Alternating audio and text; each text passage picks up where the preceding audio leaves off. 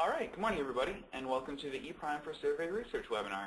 My name is Devin Struthers. I'm a technical consultant here at Psychology Software Tools, and I'll be the presenter for this webinar.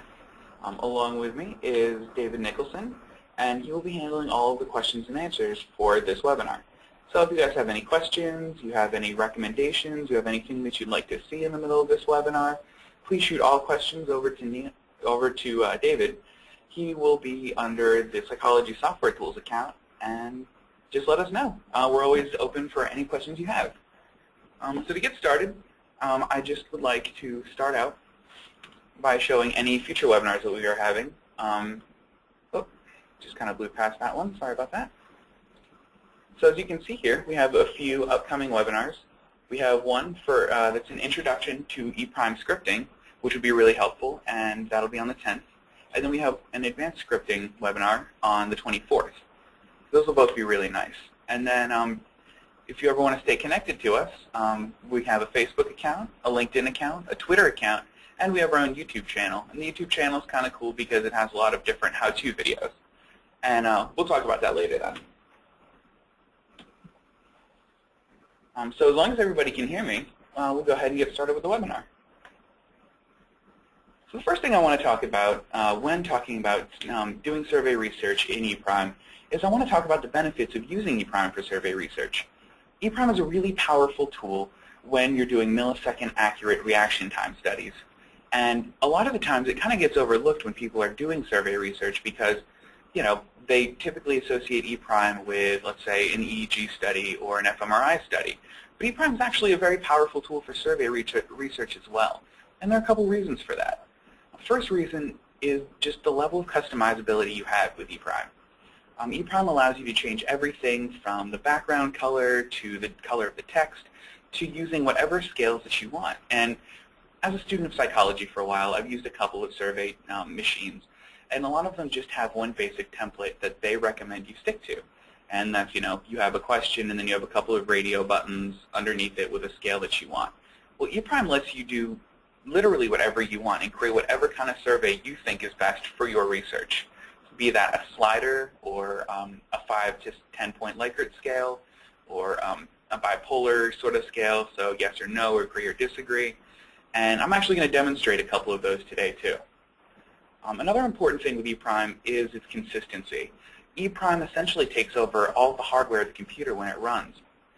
So it's the main thing on the display. So every time a participant runs your survey, they see the exact same thing, the exact same size, in the exact same font. And you don't have to worry about any variables changing because the experiment is always the same, which also plays a huge part in the reliability when you're factoring that into your survey a little later. You also have the option for customizable output. In ePrime, not only can you gather the response that the participant made, but you can gather a whole bunch of other factors as well. Obviously, there's a reaction time, which is going to tell you how long a participant took to respond to the question. So you can actually factor that into your data analysis later. You have an easy manipulation of the questions in ePrime. If you guys are familiar with how ePrime works, you would usually just type the questions into a list object, and I'm going to demonstrate exactly how to do that today. It does a good job of eliminating any errors that the interviewer might have. So the interviewer's role in using ePrime for survey research is essentially just to run ePrime. It's to get the participant to sit down in front of a computer, to train them in anything they may be using, so make sure they know where the 1 or 2 button is on the computer, and then just to let them run the survey. And that sort of reduces any possible errors that the interviewer might have. And this also makes standardization a lot easier too. And I'm going to go over a couple of standardization points just to really make that sort of a very strong and very good point.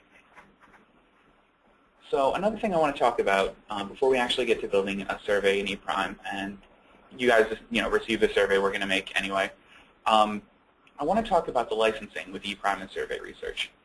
So with ePrime, if you have a single user license, then you can install eRun on up to 25 machines. This means that theoretically you could run 25 participants at the same time using the same survey. So say you want to collect 100 participants, you can get a quarter of that out of the way in one shot. And if you have multiple single user licenses, you can technically run all 100 of your participants at the same time. So that's just a nice little helpful way to use ePrime. Now, while I talk about, using eRun, the runtime license, an important thing to keep in mind is the different types of files that we have. So we have an ES2 file, and the ES2 file is only able to be opened in ePrime. And I'll show you guys an example of that. So right here, that's an ES2 file, and that's only able to be opened using eStudio. If you were using the runtime licenses on the other computers, or the subject station licenses on the other computers, you would actually want to use our EBS2 file. Now those files can't be edited, but they can be opened using eRun. And that's how you would sort of push your survey out onto other computers without having to open up eStudio for participants. Okay, so now that's all out of the way. Let's go ahead and begin to make our survey. So I'm going to kind of structure this so you guys can follow along as much as you guys would like. I'll have a couple of pauses in here if you guys have any questions. We'll have a large question and answer session at the end for anything you may have missed. But if at any point you would like me to repeat a step, please shoot those questions over to David. And I'd be happy to repeat a step or slow down or whatever you would like. So first thing we're going to do, obviously, is open eStudio. So as you can see, I'm going to be using the ePrime 2.0 production release. So that's version 2.0.10.242. Now you can do this in other versions, and you can follow along in an earlier version of ePrime, and you won't be lost. I'm just going to demonstrate a couple of features that this version of ePrime 2.0 has that will be really helpful for survey research.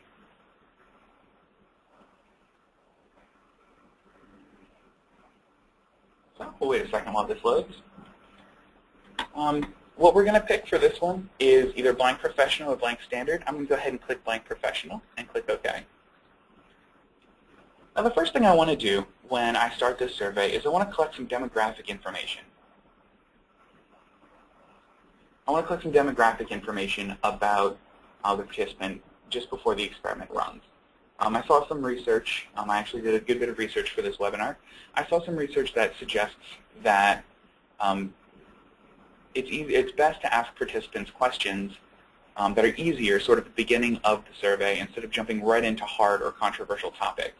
So when I start my survey, I would like participants to just start with a nice, what's your name, just a general demographic bit of information. Now, when I collect demographic information in ePrime, I could open the session proc and drag and drop a whole bunch of objects into the session proc and have each one a different slide. But ePrime has a little more innovative way of collecting that, and that's using the startup info. So for the startup info, you would click on this experiment object at the top of the structure window,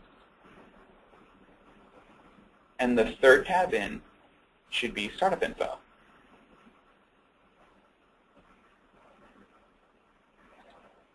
So if you go ahead and click on the startup info tab, you can see that we have a couple already preloaded into there.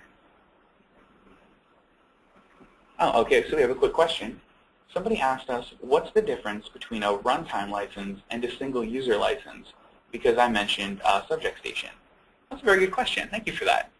So the difference between a runtime license and a subject station license is a subject station license is what I was talking about earlier, where it can only be installed on up to 25 machines using one single user license. A runtime license is its own separate system of licensing, and that's if you're, let's say, going out into the field to collect data for your research. So let's say you have to go to a specific population, like a retirement community to collect data, and you would just like to have a lot of versions of eRun on a lot of different computers. With our runtime license, you can have eRun installed on up to 100 machines, whereas with a single user license and a subject station installation, you can only have it on 25 machines at once. So yeah, that was a very good question. Thank you very much for that. Okay, so back to startup info. As you can see, we have a couple of startup info values that are already set to run. At its default, ePrime is collecting subject and session, and those are two very important bits of startup info for ePrime, because you'll see if you try to uncheck this, it'll let you know that you're not allowed to do this. So one of the important things with these startup info parameters is the difference between this check mark and this question mark. So if I were to check this check mark, that means E prime is going to collect this data. But as you can see here, this question mark has a circle with a dash through it. That means that this question will not be displayed to participants when they start the experiment. However, if I click on the circle there, and you can actually see the question mark and doesn't have a circle over top, that means participants will be prompted to collect this or to respond to this in some way. And then if you don't want it shown or collected, you make sure it looks like this. Okay, so the first thing we're going to do here is we're going to actually ask participants what their name is. So to do that, let's check this, and we'll click on this little question mark, so it's actually just displayed to participants. Now let's go ahead and click on Edit here. The log name is name, so that's good, but the prompt says please enter subject's name. That's a little cold and distant, and not the type of question that I want to ask participants. So let's change this text here from please enter subject's name to please enter your name. And then the data type here, you can choose numeric, string, or choice. I would like a string value. And then as the default, let's just have a question mark in there so participants know that that's where they're supposed to type. And then we'll change the max length to this to, let's say 1,000, just in case they have a very long name. And then here, this prompt the user for this startup info parameter, and this enable the startup info parameter is these two options right here. So the prompt the user for the startup info parameter either puts this slash over the check mark or make sure it's shown. And this enable startup info parameter is this checkbox here. So since we want both of those, I'll go ahead and click OK. Next thing I want to do is I'll collect the participant's age. So we'll check that, and we'll click on this question mark so it can be shown. And similarly to the name startup info parameter, we will double click on this because this is also a little cold and doesn't actually ask the participant what their age is. So we'll change this from subject's age to your age. And we'll make sure all the capitals aren't funny. So this is a numeric data type. The default will be 0. The minimum age that they can be to take our survey is 0. And the maximum age they can be to take our survey is 150. So go ahead and click OK. The next one we're going to do is we're going to add gender. So click on the question mark and click on the checkbox so they're shown and prompted for this. And double click on it so you can edit the info. So in the prompt it says please enter subject sex. I'm sure you guessed it, we're going to change this to enter your sex. Now this one's a little different than the last two. The name was a string and the age was a number, so it was a numeric thing.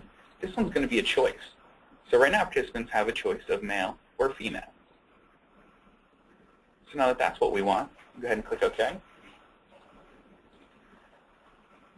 So for the next bit of startup info parameters that we're going to create, we're actually not going to use any of the ones that are on here. We're going to add our own and create our own. So to do that, go ahead and click Add. And this looks pretty familiar. This is the basic template for creating a startup info parameter. So the log name for this, let's call this level of education. And keep in mind that this log name can only be one word. That's why there are no spaces there. And for the prompt, let's put, please insert your level of education.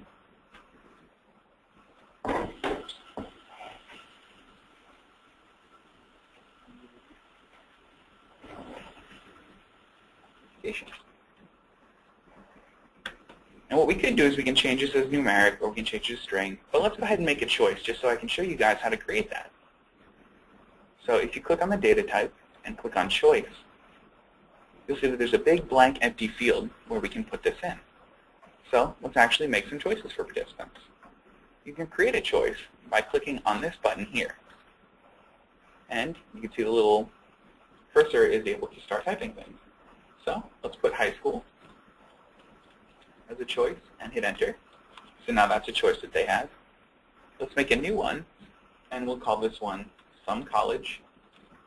So they completed a certain degree of college but didn't actually complete college.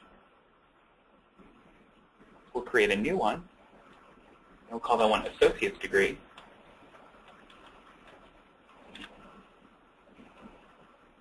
Next one, of course, bachelor's degree. and hit enter. We'll have one more for master's degree, and hit enter. And our final level will be doctorate. And we will hit enter. So now, when participants are asked to describe our level of education, they would put in, or they'll have a choice between high school, some college, associate's degree, bachelor's degree, master's degree, and doctorate. So go ahead and click OK. Now you'll see here that when I did that, I got this little message, and it says, the prompt cannot be more than 30 characters when the data type is choice. It's a very important thing to keep track of. So instead of this prompt that says, please describe your level of education, which is a little long for this, let's go ahead and delete this, and we'll make it something a little more compact. So we'll call it, spell that right, your level of education, and hit OK. And I'll bring that up again just to show you guys. So that's under 30 characters, so that's OK to do for this. And we'll hit OK. As you can see, this is now on our list. The next startup input parameter that we're going to create is level of employment. So we'll go ahead and click Add. We'll call this log name employment. And this prompt will just be, you are, and then we'll put a little colon here. And then this one will also be a choice. So instead of a numeric or string choice, we'll have a choice here. And we'll click on this Create choice, and we will have one level for employed.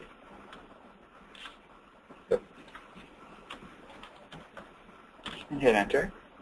Create another level for unemployed. And hit Enter. We'll have another one for self-employed. And hit Enter. We'll create another level for student. And hit Enter. And then one more for retired. And hit Enter. That way, participants are able to decide or to choose if they are employed, unemployed, self-employed, student, or retired, and you can collect that demographic information about them.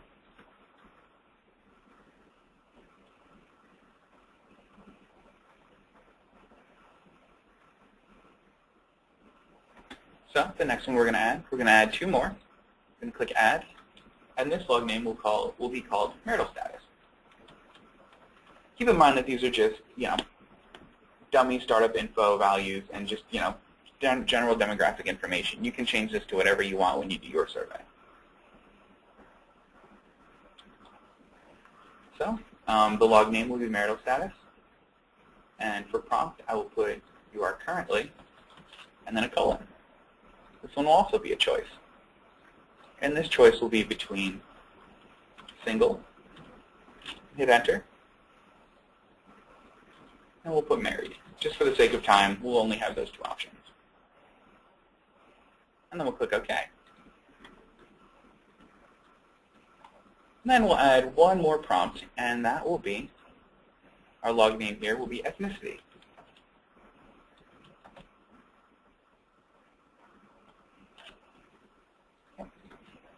Okay, so for the prompt here, we will put, please describe your ethnicity. And then for this one, instead of having a list of options to choose from, we'll have a string. So that way, the participant can actually describe what they believe that their ethnicity is. For default, we'll put a question mark again. And for match length, we will put 1,000 again. And we'll go ahead and click OK. So now that we have all of these different startup info parameters logged here, we can actually go ahead and change the order of them if we want. So let's say we want the first question that they ask to be their gender. So to do that, you just click this Move Up button, and that determines the order that these questions are presented in. So that's an important little feature in ePrime. So let's say I don't want handedness that close to the top. We'll click on Move Down, so we can make it the last thing. And we can also do it with researcher number. And we'll do it with group number 2, just to make everything look nice. So the last thing to talk about then with these startup info parameters, if you can tell here, is collecting subject and session number. And what if that's something that I don't want participants to know? I don't want participant, one of my participants to know that they're subject 1, session 1. That's actually something that we can get rid of, but still log.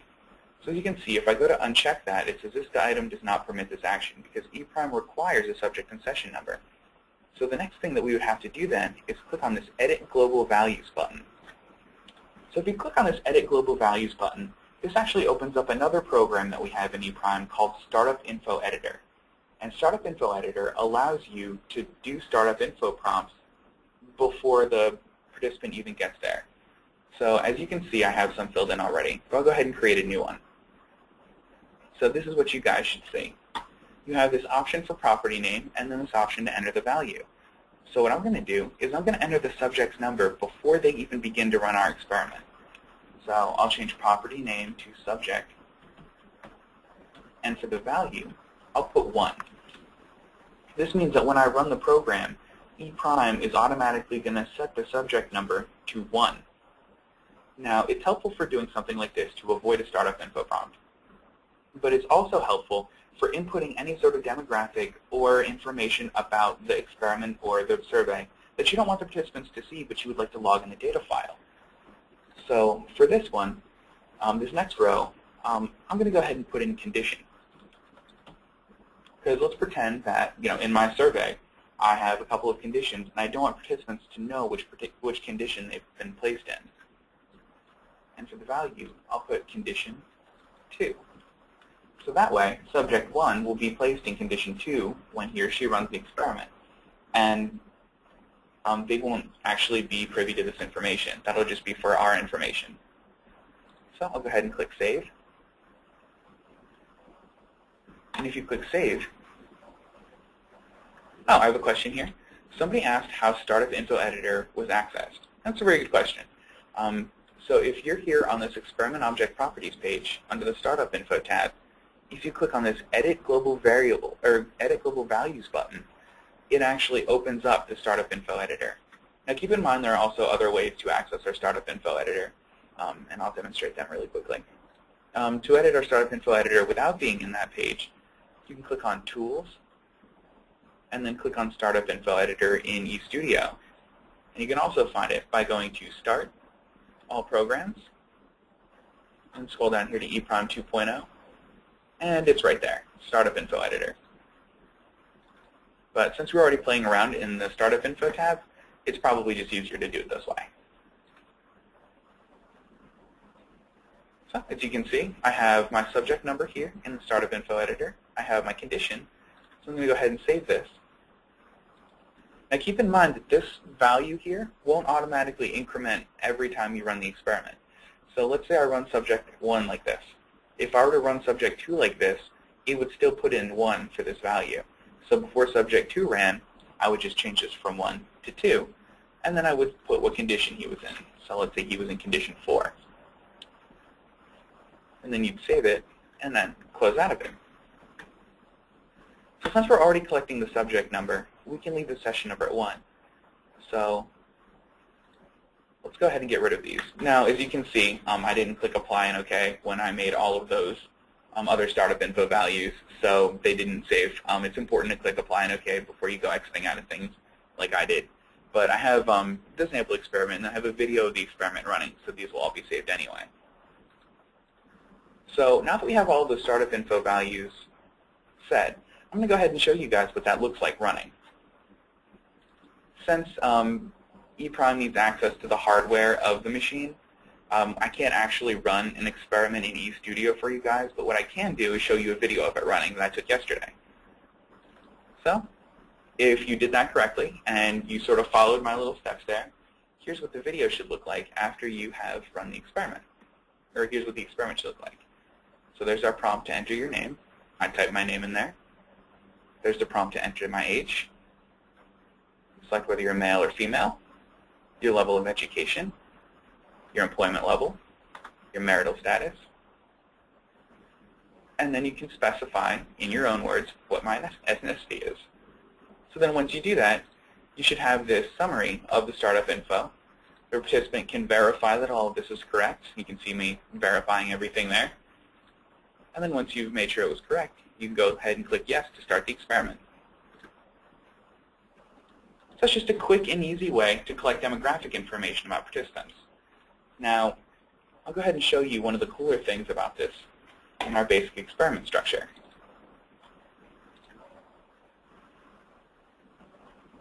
And I'll go ahead and change this really quickly because you guys have these. Fine, okay. Oh, we have a question here. Someone asked, can you edit the startup info if you only have a runtime license / subject station? That's a very good question. So the answer to that would be if you have the startup info editor installed on the computer, what you can do, and I'll show you this. I'll show you this because I'll show you where so if you have the startup info file saved, you can actually open up the startup info files individually, and as long as your experiment is referencing that particular startup info file, it'll still look for that. So the short answer to that is yes. But you wouldn't open it in eStudio like this. You would open it using the startup info editor program specifically. That was a good question. Keep them coming, guys, seriously. So now that we have our startup info and our demographic information able to be collected, let's actually go ahead and create an experiment. So the first thing we're going to do is we're going to make a little welcome screen for participants. Now, if you guys have worked with ePrime before, you know that at its basic level, ePrime will have a white background with Courier New font if you're typing anything into ePrime. Now, let's say that I don't like Courier New font, and I know some people don't, and I want to use a font that's a little more appealing to people, like Arial. Every time, I could do this a couple ways. I could actually change this a couple ways. So the first way I could change this would be to, every time I add a text display, go into the font tab and change the font to Arial, or every time I'm in a slide object, access the slide object sub, or slide text sub object and change it that way. But this newer version of ePrime has a really, really cool feature to it. And this new feature is called Toolbox Defaults. And that allows you to change anything about any one of these toolbox items, so that applies to every item in the slide, or every item in the experiment. And I'll demonstrate that for you guys.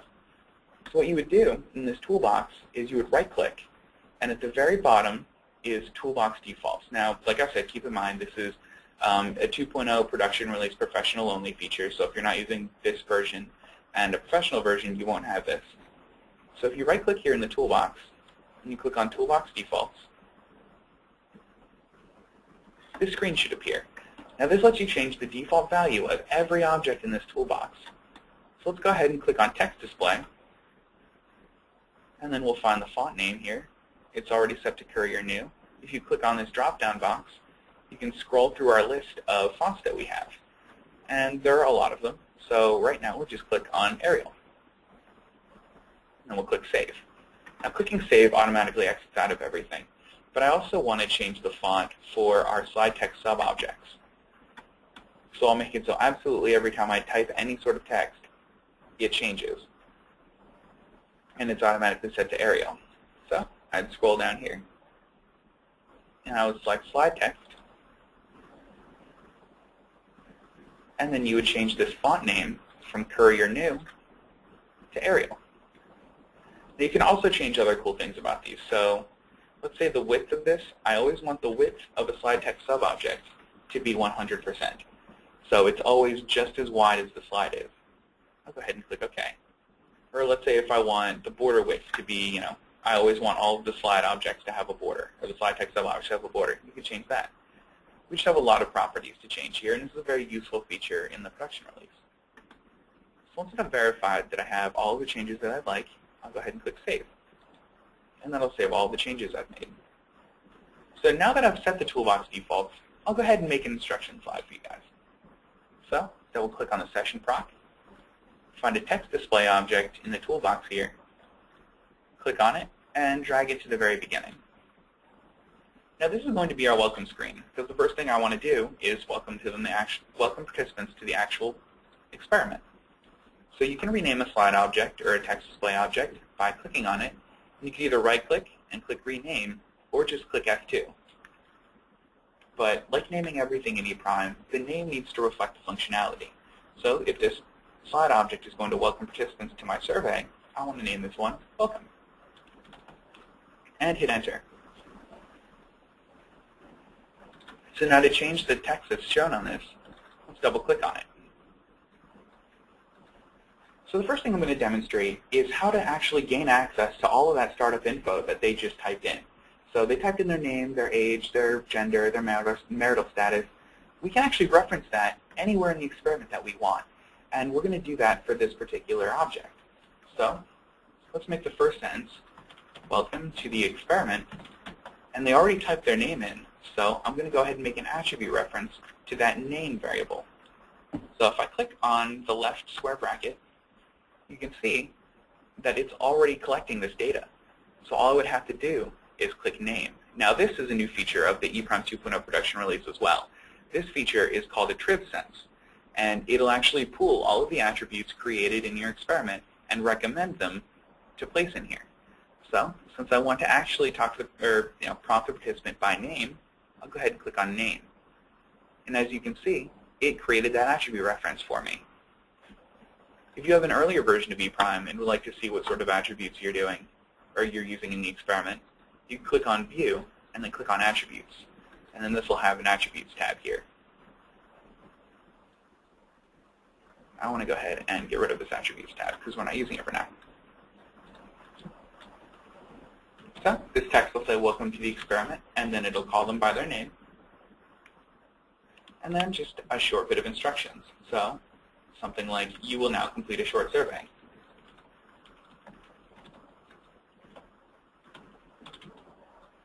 And then we'll type something like, the survey will take no longer than 30 minutes to complete. When I generally do research, I like to tell participants roughly how long they should expect to take the survey, just so it's not a super long survey and they weren't expecting it, and just, to sort of reduce the effects of participant fatigue.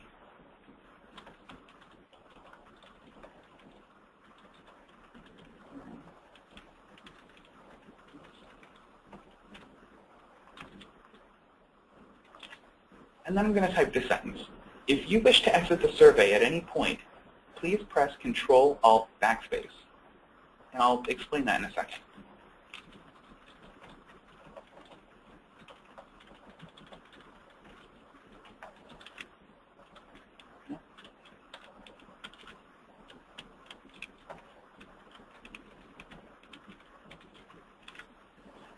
So this Control-Alt-Backspace is a new feature of the ePrime 2.0 production release as well.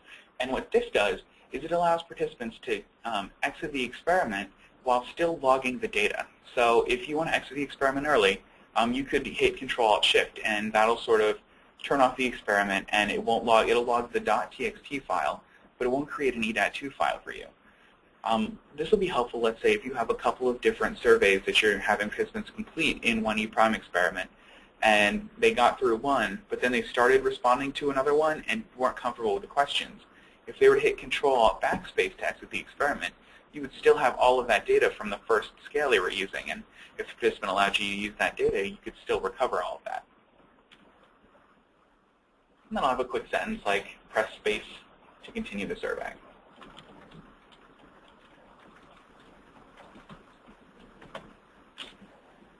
Now what we're going to want to do here is we're going to actually make space an allowable response. So go ahead and click on the Properties Pages icon here.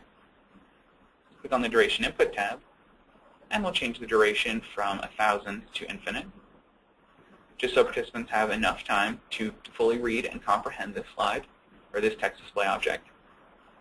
We'll click Add, and we'll add a keyboard. And for this allowable, instead of any, we'll type space.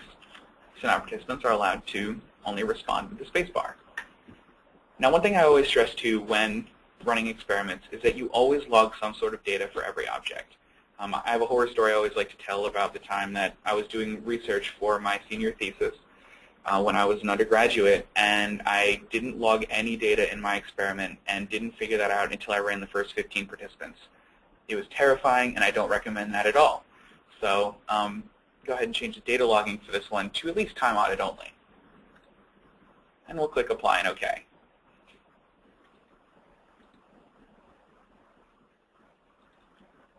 So now that we have our welcome screen, we're going to want to actually go ahead and create a survey for participants. Now, there are two major types of surveys. There is a closed-ended, or two types of questions. There's a closed-ended question and an open-ended question. And both of those are very possible in ePrime, and I'm going to go ahead and demonstrate both of those for you today. So the first one I want to demonstrate is a closed-ended type question, or an open-ended type question, I'm sorry. So I'll demonstrate how to do an open-ended question in ePrime, because that actually shows a couple of cool features that we have. So the first thing we're going to want to do is create a list object. So in our toolbox, we'll grab a list. We'll drop it just after our welcome screen. And let's rename this one block list. And hit enter. So if you double click on this block list, we'll create a procedure now. And this procedure will be called, let's call this open-ended procedure, because this is where we're going to keep all of the information for our open-ended question. So type in open-ended proc and hit enter. They'll say it doesn't exist. Would you like to create it? We'll click yes. And then it asks if you'd like to make this a default value for any newly created levels. Let's click no, because we'll have a couple of these. So once we have our open-ended proc, go ahead and double click on this. Now the way, or the manner in which ePrime collects open-ended responses is using something called the display echo. And the display echo is available on a slide object. So we're going to want to take a slide object from the toolbox and drag it to the very beginning of the open-ended proc. Now, like I said earlier, the name needs to reflect the function. So we'll go ahead and call this one open question. Nope. I apologize for that. This one's open question. And hit enter. I'll double click on this to open it. Now what we want to do is we want to have a question on this slide before we actually collect a response. So what we're going to do is we're going to create a slide text sub-object. So click on that at the very top of the open question slide, and we'll create it. Now, if you guys remember the toolbox defaults, my font here is automatically changed to Arial, and the width of this is automatically changed to 100%. So that just makes fewer properties for me to have to change. So let's change the text of this by double-clicking on it to the question that we're asking participants. In this case, it is, what do you believe the topic, or what do you believe is the topic of the survey?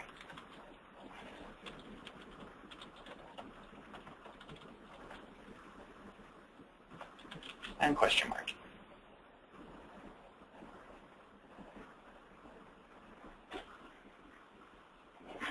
Once you have this slide text sub-object in place, the next thing you're going to want to do is have a little prompt for them to move on. So we'll create another slide text sub-object, put it at the very bottom here, and we'll change the text to press the right arrow key to continue. So now participants are asked a question. They're going to be actually able to respond in this big blank area here, and they're asked to press the right arrow key to continue. So let's change this slide object to actually match those settings. So click on the Properties Pages icon, click on the Duration Input tab, and we'll change it from 1,000 to infinite, so they have as long as they need to respond. Since they're going to be responding with a keyboard, click on Add, and we'll add a keyboard there. We'll log some data, so let's log standard. That way we log all of the time audit information as well as the responses. And we'll keep the allowable at any. So now we're going to want to change a couple more properties about this, a few more advanced properties. So let's click on Advanced here. So the first thing we're going to want to change is the max count. Right now, this slide will move on as soon as participants push the first button. Since they're typing an actual word here, we'll want to change this to something larger. So let's just change this to 1,000. Now if you remember on the slide object, it said push the right arrow to continue. So let's change the termination response from blank to right arrow. And to do that, it's just both of those squiggly brackets and then in all caps the words right arrow. That way, regardless of whether or not participants have reached the max count of 1,000, this slide will move on if they push the right arrow. Go ahead and click Apply to save these changes. Next important thing we're going to want to check up on is this collection. If you click on this collection tab, it asks you what keys from the allowable response should be collected in the response. Right now it's set to all, but if I change this to alphanumeric, that might be something more than that might be actually what we want here. So if we have the response mode set to all, this is going to collect if the participant pushes the shift key, if the participant presses the delete key, or they have any mistakes. It'll log absolutely everything in the response. But for now, I just want the alphanumeric text of what they had. So if they typed any letters, I just want the end result. So we'll change this to alphanumeric. And then let's also change this, how should the backspace key be handled? If it's set to yes, the backspace key will proceed and will result in removing responses from the response. But if we change this to no, if they push the backspace key, it'll be inserted into the response with no further handling. So let's say the participant wanted to type the word, let's say psychology, and they spelled it incorrectly. If I have this set to yes, then only the end result of what they typed will show up in the data. But if I set it to no, you'll actually be able to see them messing the word up and then typing backspace a whole bunch to fix it. So I think what I want here is yes. So I just get the end result of what they typed. Go ahead and click apply. Now the next important thing is what I said earlier, a display echo. So if you click on this echo tab at the top, it should be completely blank. So I'll go ahead and click add to create a display echo. So the only option I have is display, so I'll click on it and click OK. And you can see that it's now added to my list of echo devices. So if I double click on this, or just click on it once and click edit, you can see that I have a whole bunch of options to change about this particular object. Now the first ones we're going to want to change are the X and Y values. Now an important thing to keep in mind here with an X and Y value is that it actually looks at the top left-hand corner of the echo object. So let's say if you were to change the X and Y value of a slide text sub-object, it looks at the very center of the object and places those coordinates accordingly. This echo object works a little differently, such that this, like I said, will be the top left-hand corner. So the X value, we're going to go ahead and change this to 25%. And our Y value, we'll go ahead and change to 50%. That way it shows up mostly in the middle of the screen. So we'll go ahead and change the height and width too. Let's change the width to 50%. So it's halfway across the screen. And for the height, let's change this from 25% to 10%. Now if you notice by default, the fore color is set to white and the back color is set to black. I want to make this consistent with what I have on the slide. So I'll just reverse these two. I'll change the fore color to black, and I'll change the back color to white. That way when participants respond, it's black text on a white field. And then I'll also make a little border around this object just so participants know the area that they're typing.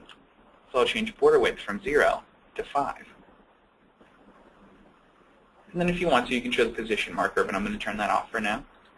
And we'll click apply and OK.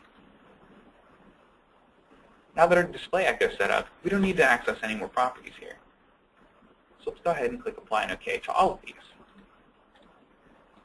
So if you notice, now once we set up a display echo, it doesn't actually show up on this slide object.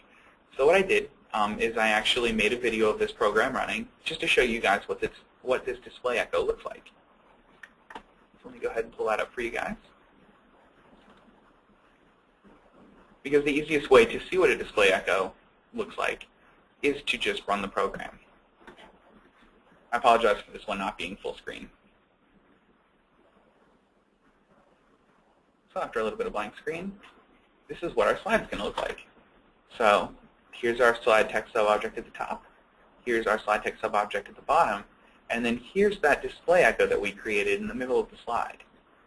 And then when participants start typing, it shows up exactly like that. And then once they're done responding, we'll go ahead and click on the arrow key to advance.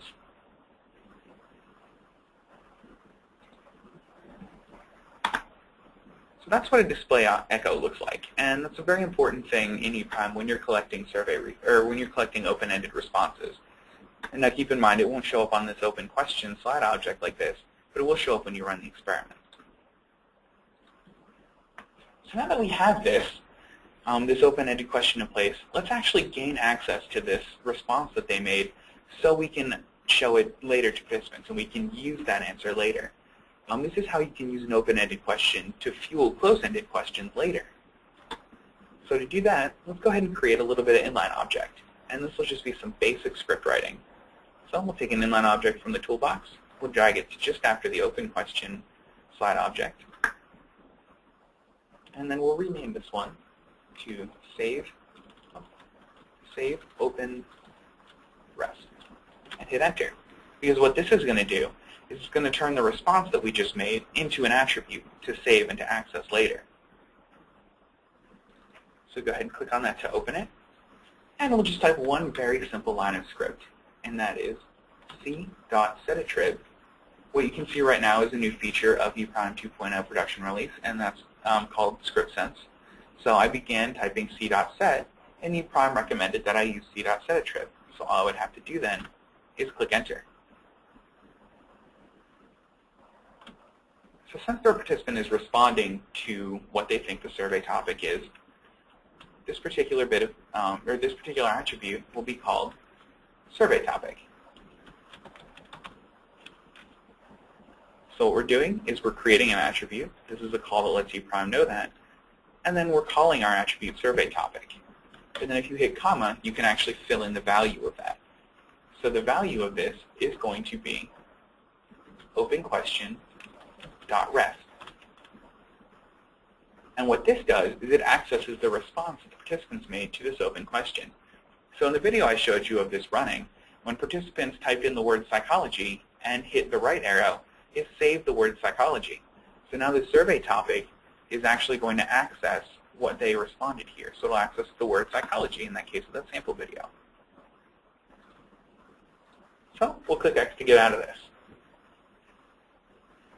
Now what I said earlier about how an open-ended response can actually fuel a closed-ended response is pretty important in ePrime and one of the cooler customizable features that we have.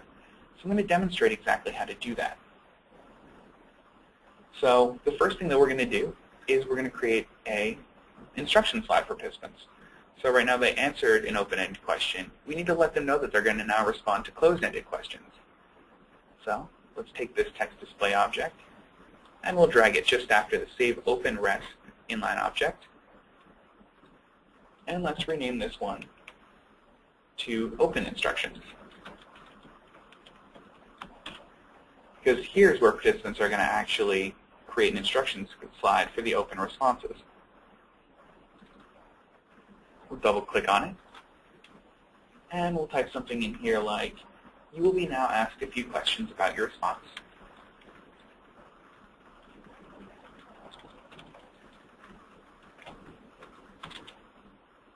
And then we'll say something like, please respond why, if you agree with the statement,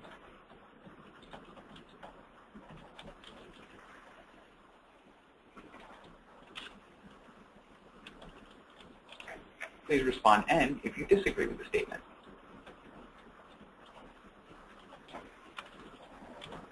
This is a way to create a bipolar scale in ePrime.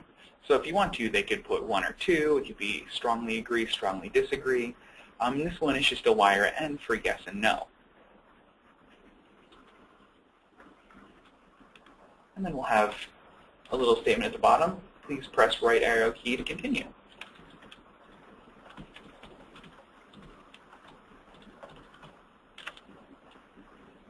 So once the text is on the text display object, we'll go ahead and edit the properties of this.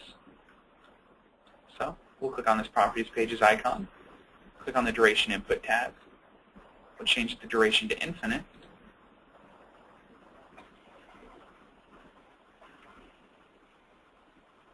And then we'll click on this keyboard device.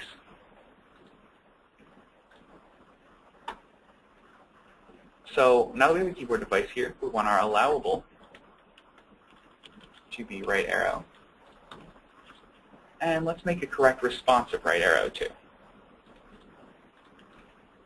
So if you do that, and you don't actually turn data logging on, you should get this prompt here. And this is a new feature of ePrime 2.0. and it says, you specified a value in the correct input, but have not turned on data logging. We recommend setting data logging to standard, which records response time data. Would you like data logging to standard? And if you click yes, it'll automatically change the data logging to standard, as you just saw there. And that's a really cool feature of ePrime 2.0, just to make sure that you don't make a mistake like I used to and don't log any data for the experiment. So once this is all set, we'll go ahead and click Apply and OK. So we save these changes. And we'll start to actually type out questions.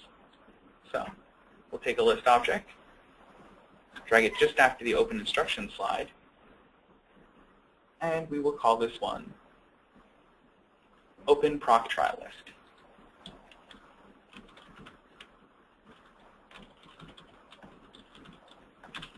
Because this is the trial list for the open procedure that we have. Let's fill in the procedure column here with open, let's call it open trial, and hit enter. It says it doesn't exist. Would I like to create it? I'll click yes, and then I'll set the default values for the newly created levels to yes as well, so this automatically fills in. The next attribute I'm going to want to make are each of the questions that the participant is asked. So if I go ahead and click on this Add Attribute button at the top, I'll change the name of this attribute to Question. And then I'll hit Add. So now I have a new attribute, and this will hold all of the questions for this trial, or this set of trials. So since I want 5 questions for the participant, I'll click on this Add Multiple Levels button, and I'll add 4 levels to this experiment. So now I have 5 possibilities for questions.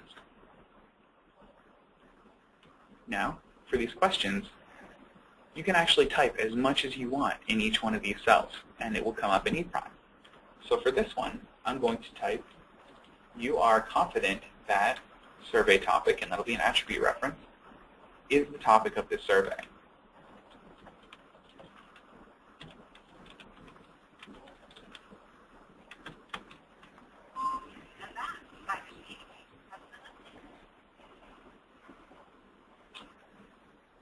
So now what this is going to do is it's going to display you are confident that, and then their response to this open question is the topic of this survey, and it'll respond either Y or N.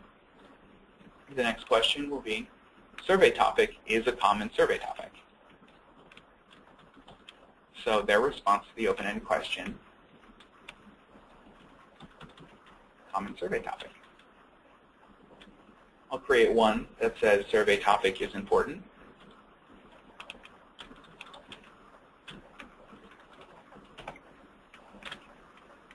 I'll create one that says survey topic does not get enough media attention.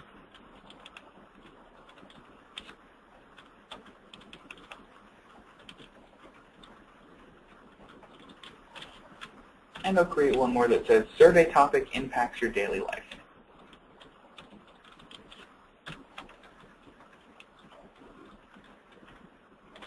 This way, participants can respond to exactly what they said in the open question, and it lets them know how important and how valuable they think that that response was.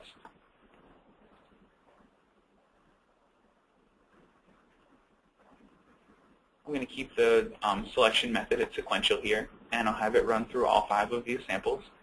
So once all of these questions are typed in,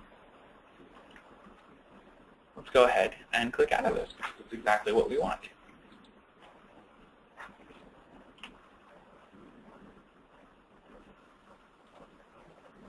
So now we're going to want to create a place for participants to actually respond to these questions and for them to see them. So to do that, we'll double-click on this open trial procedure, and we'll add a text display here.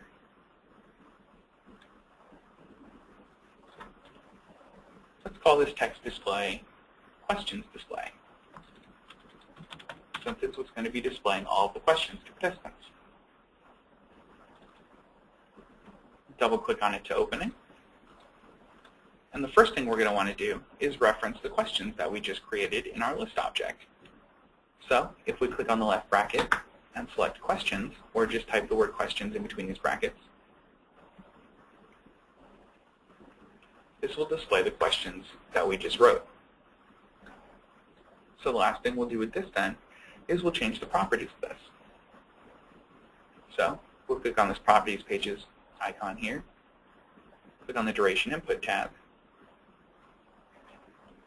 We'll change the duration to infinite, so as long as they need to respond.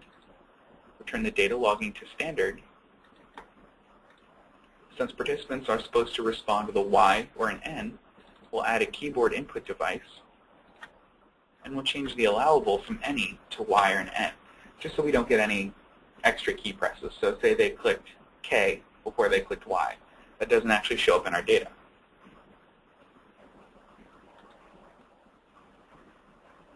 And then once this is done, we'll go ahead and click OK.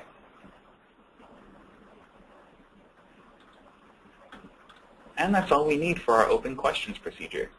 Again, since I already went ahead and did a video recording of all of this running, I will show you guys what this ends up looking like when you run the experiment.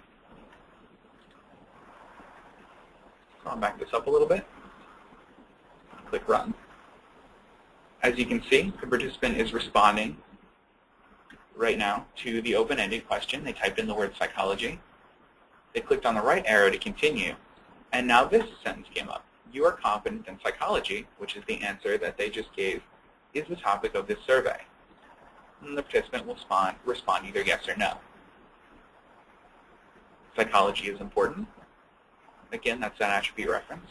Psychology impacts your daily life.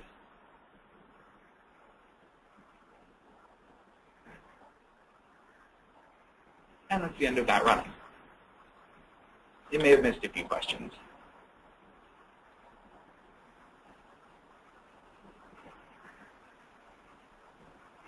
But since we're done, we are now completed with the open-ended questions, or the open-ended survey. I'm going to go ahead and have a quick Q&A break. If anyone has any questions about anything we just went over, would like me to repeat anything, or anything like that, please go ahead and let me know. We have 2 minutes until 11 right now. That's the time I have. So let's have this question and answer session be for about 2 minutes. We'll go ahead and reconvene at 11 o'clock.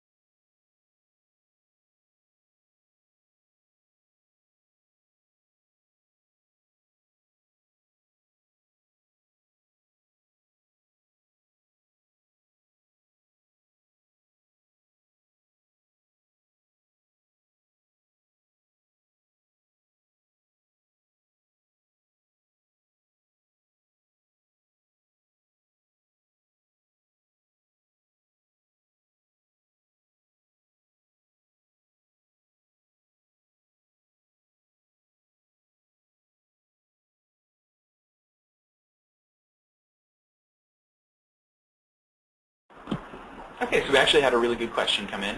Somebody wanted to know if we were able to access the startup info parameters that we have here, that we created, in other parts of the experiment. And we absolutely can. So I showed you guys how to access this attribute at this level of the experiment. But you can actually use this to change the name of the data file that you create.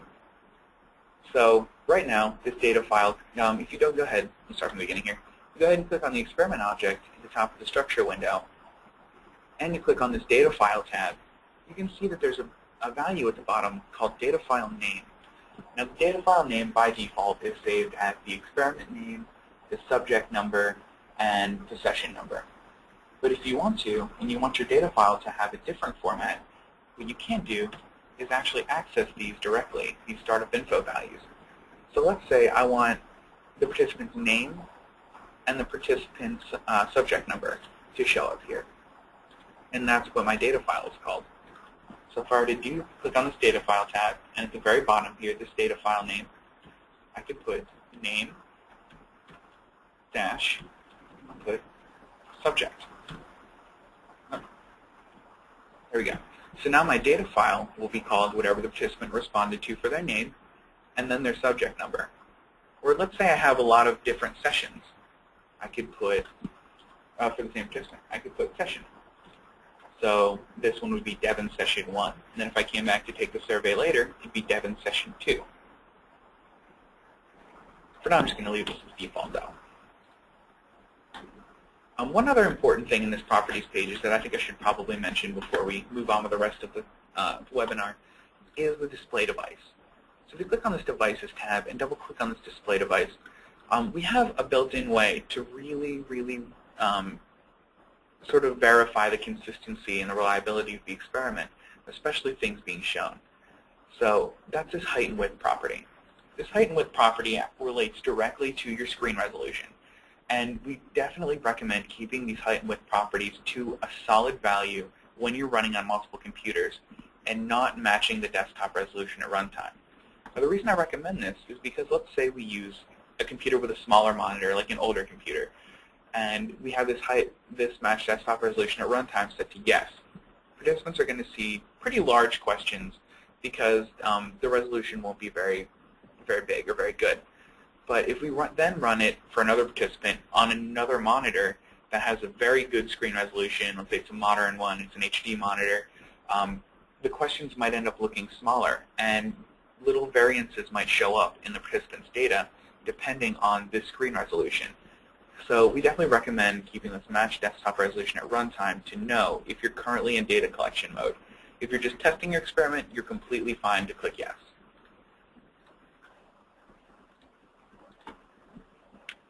Cool. So if we have no other questions, I'm going to move on to demonstrate how to create a closed-ended question trial list in ePrime. So the first thing we're going to do is double-click on this block list here. And we have this procedure for our open-ended proc. Let's go ahead and create another one, and we'll call this procedure closed-ended proc. And we'll hit enter. It says it doesn't exist. Would you like to create it? We'll go ahead and click yes. And we'll exit out of that. So the first thing we're going to want to create in this closed-ended procedure is an instruction slide, so participants know. So take a text display object from the toolbox, drag it to the very beginning of the closed-ended procedure, and we'll rename this one to let's rename this to closed instructions. And hit enter. Double-click on it, and we'll change the text to, you will now be asked several questions.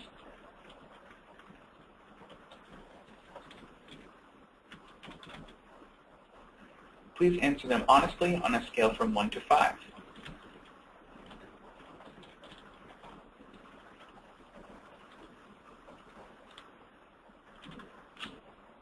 Now, I'm not going to actually set the weights of these this scale right now. I won't actually say what a 1 response means, what a 5 response means, because we're going to change that on the fly in the experiment. And I'll get into that, exactly why we're doing that a little while later.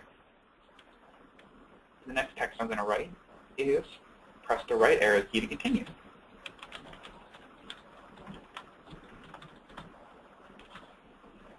Now, like every other slide, or every other text display object in our experiment, we'll go ahead and click on the Properties Pages icon. Click on the Duration Input tab. Allow the participant as much time as they need to read through these instructions so we know that they comprehended them. Add a keyboard input device. And change the allowable from any to right arrow.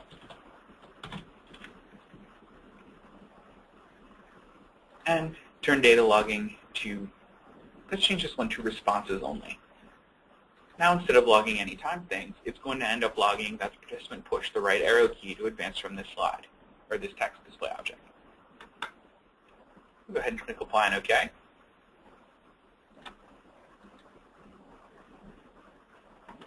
And this is all we need for this particular set of instructions. So we'll go ahead and click X to exit out of that.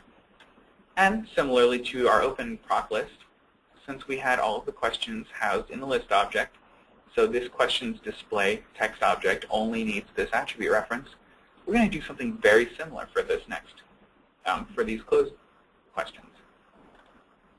Let's go ahead and take a list object, drag it from the toolbox, and drop it just after closed instructions.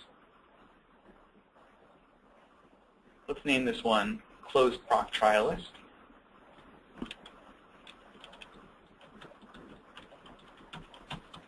And hit enter. Now if we double click on this, we're going to want to first create a procedure. We'll call this one closed trial proc. And hit enter. It'll say it doesn't exist. Would you like to create it? We'll click yes. And they'll say, would you like to make this a default value for newly created levels? We'll also click yes. And then now we're going to want to create an attribute similar to our other list object called questions. So I'll click on this add attribute, and we'll name this one questions, and hit enter.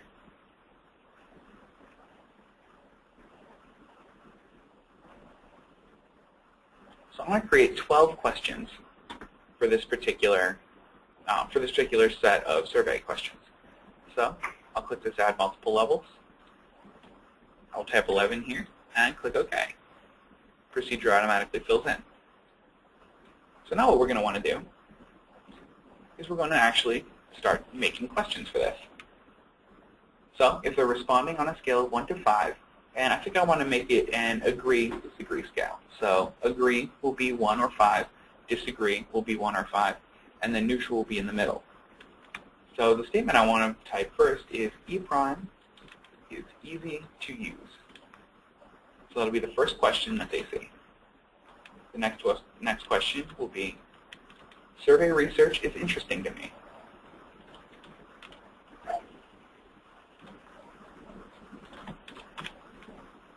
After that, something like, I find E prime's color scheme pleasing.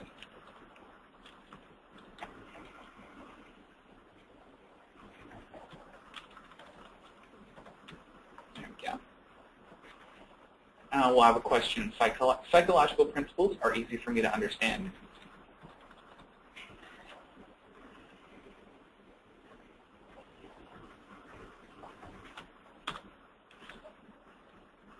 Make sure. There we go. Then we'll have a question, I use E prime for every experiment.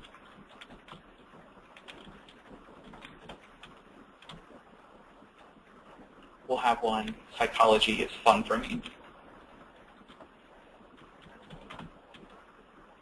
And then what we're going to do is we're going to repeat each and every one of these. And the reason that we're doing that is we're going to actually use this to test our alternate form reliability of this survey. So what I'm going to do is I'm going to display these questions to participants. Then I'm going to display these questions to participants again, but I'm going to change the values on the scale so participants have to actually pay attention to the scale.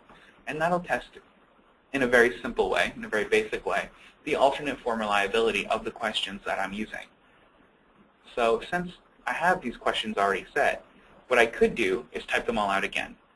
Or I could do type all of them out and then hit Control-C to copy after I've highlighted all of them here. Click on this top one, so row number 7, and click Control-V to paste. And E prime automatically fills all of those in for you. So now, since I said I want to change the weights of my scale, I should actually come up with an attribute reference for each one of these. So I make sure that they're actually changing. So let's go ahead and make one new attribute reference, and we'll call this one left value. What this is going to do is hold the value of whatever is on the far most left side of everything, or in this case, since our scale is from 1 to 5, it'll hold the value of our 1. So this will be, at first, strongly agree. So if participants strongly agree with the response, they push 1. Since we're testing the alternate form reliability, once it gets to row number 7, let's change it to strongly disagree. Now what we could do in E prime is we could click copy here, and then we could paste it, and it'll fill it in, but we'd have to copy and paste every one of these rows. Or we could click on it, click on this fill handle in the bottom right-hand corner, and fill everything in there. And just automatically fills in all the rows. And we'll do the same for strongly disagree. Once the left value is already filled in, we're going to create one for center value. We'll call this attribute center value. And this one will remain neutral throughout the entire experiment. So we'll type the word neutral. Click on this little fill handle here. And we'll fill in everything with neutral. You also don't have to create an attribute reference for this if it's just going to be neutral. We're going to add one more attribute, and obviously we'll call this one right value. And this will be the value of our 5 in the experiment.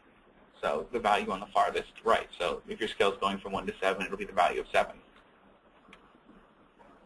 So we'll call this one strongly disagree. Hit enter. And I'll go ahead and expand this so you guys can see it. And similarly to the left value, rows 1 through 6 will be strongly disagree, but then rows 7 through 12 will be strongly agree. So since that already exists, we'll just highlight all of these and click Control-C to copy, and then Control-V to paste.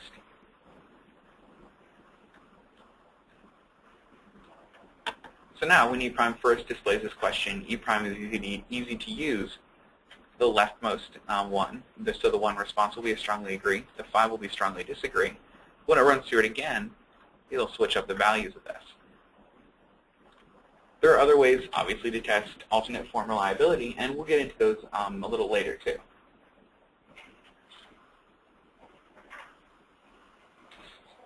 So we're going to go ahead and we're going to create one more attribute. Sorry for that. It's being persistent. We create one more attribute on this list object here. And that attribute is going to be called subtype, or subscale type. So go ahead and create this attribute. We'll call it subscale type. And this is so we can create a subscale of all of our questions. So if you noticed when we were looking at these, I have one question about E prime followed by one question about psychology. So now when I'm answering, or when I'm analyzing my data, I can pick apart each one of these questions depending on their subtype or their subscale type. And that'll make analyzing my data a little bit easier. So for this subscale type, this first question is about E prime, and this next question is about psychology.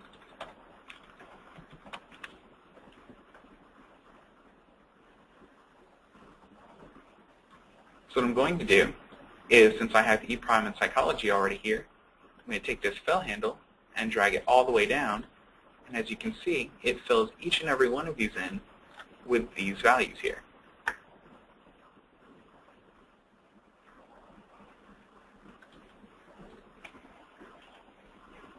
So now in our data, it'll have questions about E prime logged as an E prime subscale, and that'll make finding our Cronbach's alpha a little easier too.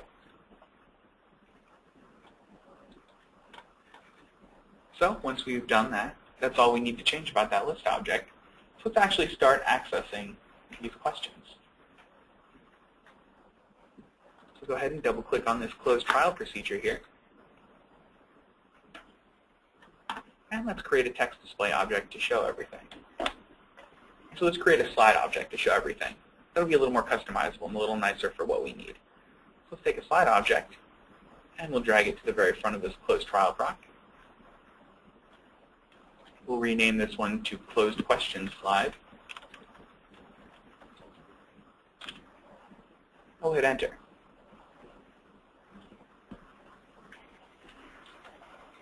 And we'll double-click on this and actually start to display our questions.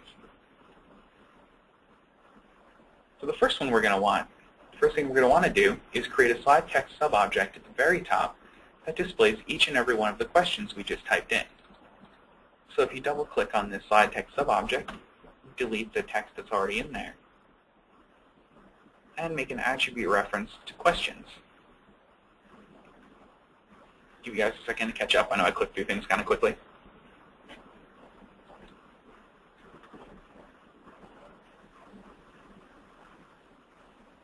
Now here's where all the questions we just typed will be displayed. Now what we're going to want to do is I want a 5-point Likert type scale at the very bottom of this experiment. So I want participants to respond from either 1 to 5 on varying degrees of how well they agree with the statements that I just wrote. So let's take a slide text sub-object, and we'll put it down there. We don't want it at the very bottom because if you remember, we still have these weights that we want to add. So let's change this text from 1 to 5. So if I type 1, 2, 3, 4, 5 like that, they're all kind of bunched up a little bit. So what I want to do is I want to start to space these out by pushing the space bar.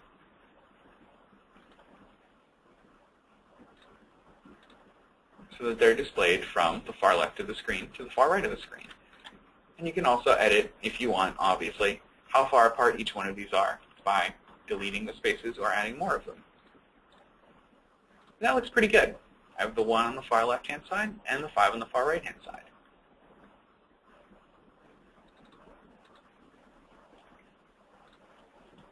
So once I have my scale on this slide object, what I'm going to want to do then is put my scale definitions. So I'll want left value, center value, and right value on here. So I'll create a slide text sub-object, and we'll add it down here. And as you can see, it makes 100% of the screen, so I'll resize this before I move it down. I'll put that right there. Put it just underneath the 1, and I will call this one left value. So that way, either strongly agree or strongly disagree, depending on the value that I have in there of that attribute, will appear just under the 1. I'm going to want to do the exact same thing for my center one, so directly under the 3. We'll change this one to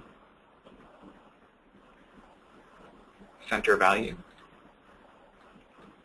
And we'll move it directly under this 3 here.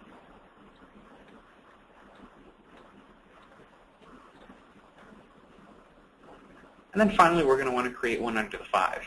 Now what we could do is I could, create a new slide text sub-object, and then I could resize it and do what I've been doing for these last 2. Or I can click on one of these, click copy, and then click paste. And what that did was it created an exact copy of this one directly over top of it. So now all I have to do is change the name here from left value to right value. And I'll put it directly under this 5.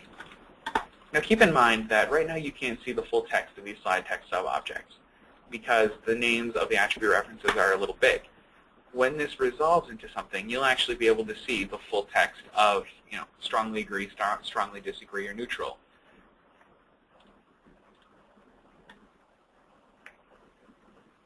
So this is what the finished product should look like.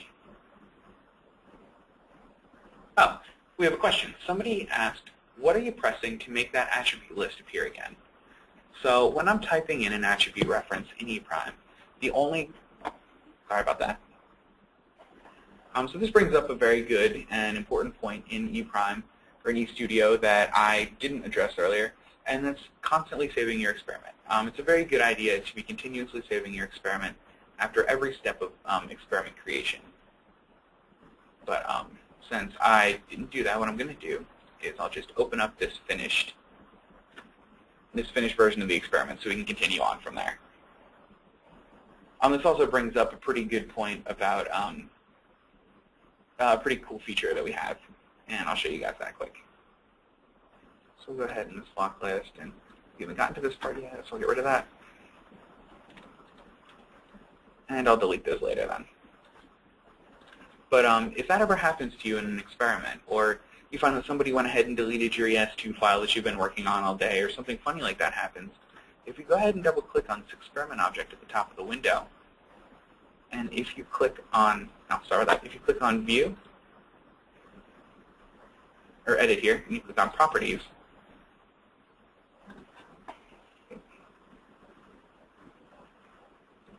Oh, sorry. If you click on this tools button here, you click on options. Sorry, there are a couple properties here that we could have picked. If you click on tools and then options at the top of the experiment, you have this experiment backup property. And what it'll do is it'll automatically back up the most recent versions of all of your save files, and will copy them onto a folder on your desktop. That way, even if your experiment accidentally shuts down like that or you lose any work that you have, as long as you've been saving, it'll save a copy of that. Go ahead and click OK. So anyway, back to your question. You asked, what do you press to make the list of attributes come up again like that? So that's a feature of the ePrime 2.0 production release. It's a newer feature that we have. And all that I'm pushing is this left square bracket. And if I click on that, all of these attributes that I already created will come up. And all I need to do then is just select the one that I want.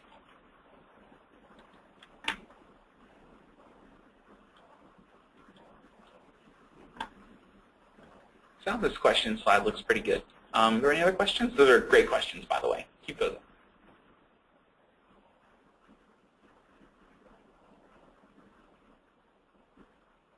Okay, somebody had a really good question.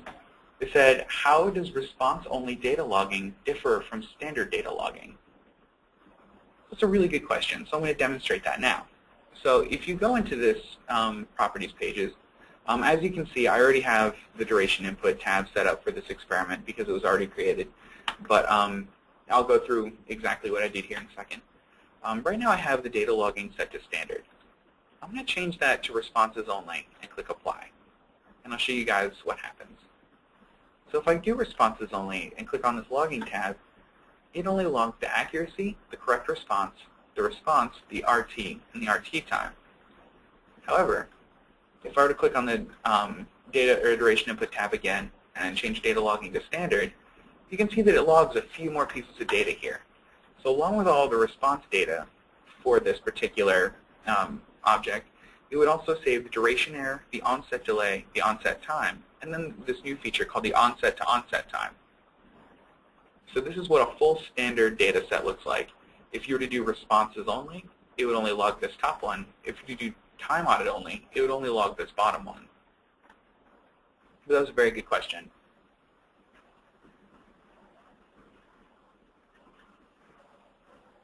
So let's go back to this duration input tab, and we'll make sure that everything is exactly how we want it. Like I said, it's already good for mine, but that's because this is a pre-created experiment. But what I want here is I want the duration tab to be set to infinite. I'm going to add a keyboard device, since on the keyboard they're pushing 1, 2, 3, 4, or 5. So I'll click Add, and then I'll click on a keyboard device here. And then I'll change my allowable from any to 1, 2, 3, 4, and 5. That's how you're able to log multiple possibilities of selections in ePrime. Since this is a survey, there's no correct answer, and I'll set the time limit and action to its default values. So once this is all set, this is all we need to change for this particular object. Let's go ahead and click Apply and OK. And this is all we need for this closed questions procedure. So I'll now show you guys a video of this running. Videos. And again, I apologize if this is only a portion of the screen. But there's question number 1. And as you can see, as it's running through our questions, the far left says strongly agree, the far right says strongly disagree, and the middle says neutral. And then as soon as it hits that second set of questions, the scale values switch in the middle of it, from strongly agree to strongly disagree, and then strongly disagree to strongly agree. Again, just testing the reliability of the experiment.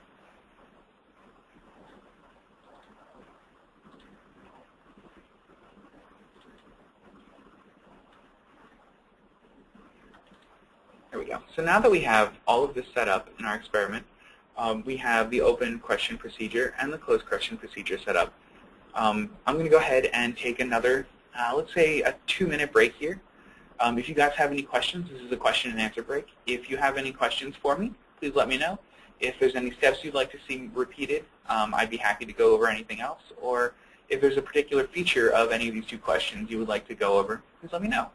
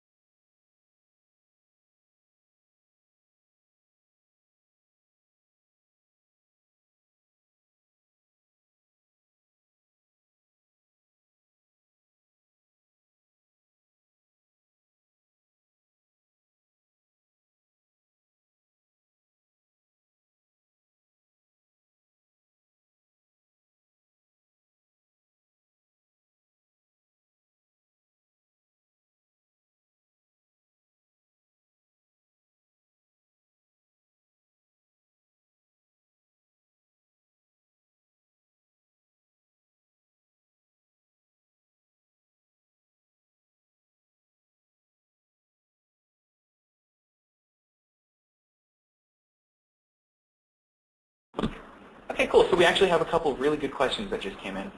Somebody just said, how can you program a script to present total scale scores at the end for the researcher? That's a really good question, and something that's done primarily through script in ePrime using something called a summation object. And I'll go ahead and demonstrate a little bit of that for you guys.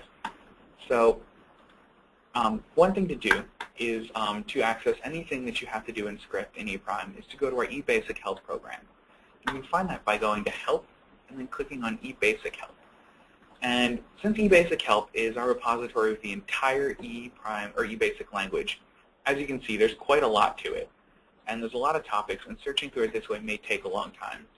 So what you want to do is click on this search tab, and I'm going to type in summation, just to show what this is. So if I click on the summation topic, it says the summation object is derived from an RTE object, and it's used to collect observations of data and retrieve statistics concerning those observations. So if I click on this, it'll show you an example of it. So what I would do is I would first define a summation object at the very top of the experiment, and then in this case, the summation object is called correct times. I would set it as a new summation, and then I would have it collect statistics gradually throughout the experiment. So let's say I wanted, in this closed procedure trial list, I wanted every time that I wanted to collect all the values for the ePrime subscales and all the values for the general psychology subscales. What I would do is I would have that summation object in an if-then statement. And that if-then statement would say, if subscale, just make this a little larger for you guys, if subscale topic equals ePrime, then collect a response. And then have it set to one particular summation object. And then if subscale subscale topic equals general psychology, then collect a response for that summation object. And since this is kind of a longer thing to do, I can absolutely show you how to do that on a one-on-one basis if you go ahead and create a support request, or you email us at info@pstnet.com. We also go over how to do a summation object in our ePrime Intermediate webinar too.